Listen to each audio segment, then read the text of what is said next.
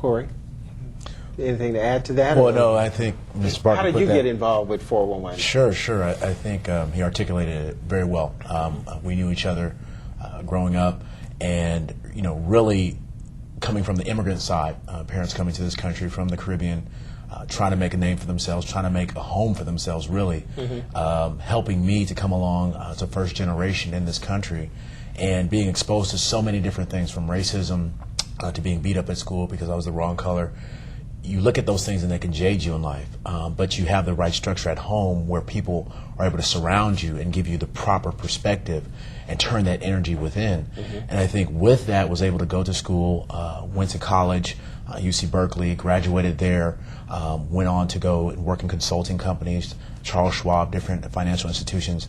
But one thing that Michael mentioned that we all had was a passion to help.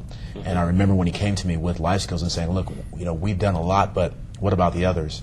What can we do? And we started to do stuff in the community and say, grassroots effort, let's just pull together some chairs, talk to some young people, and really pour our hearts out to them and let them know the things that we went through, but not only that, how they can achieve as well. We all have a story to tell, and some are, very, very compelling, like Mr. Parker's story, but trying to tell them that they have a story as well, and they can achieve. And I think that's what we're doing now, is saying, we've had some minor successes, but what about the other children? What about the ones out there that don't have the direction? And that's what we're trying to do with this Life Skills, is really reach the hearts and minds of our community, reach the hearts and minds of the Bay Area, reach the hearts and minds of California and abroad. So, right now I think we're at a prime time. Groups like yourselves are giving us a medium in which to convey our voices, and that's what we're taking advantage of today. Terry? From the educational side of the world? Educational side. Well, my background was a little different. I actually had both parents at home, and they taught me a lot of things that helped me throughout my life. Yet I found myself faced with decisions that I even had to make myself. And so that's one thing, before I, kind of talk about the education side of it, that's one thing that we think is very important, is all of us had different upbringings, but we all needed life skills. And that's why we know personally it's for everybody.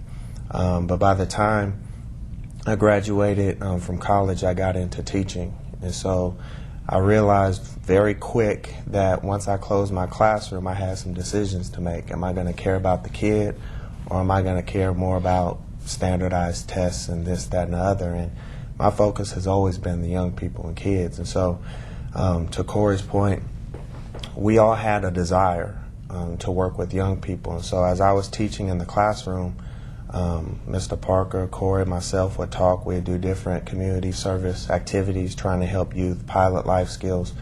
And what I was doing as well is taking those concepts and using them in my classroom. And I saw how effective it was. And so it was a foundation to a lot of things that I taught the kids. So when the time was right, Mr. Parker asked me to join him. It was a no-brainer to me. Left the classroom not because I was discouraged, but because I wanted to reach a broader group of young people. And so I had the desire to help young people. He had the vision and the means to do it. And here we are today.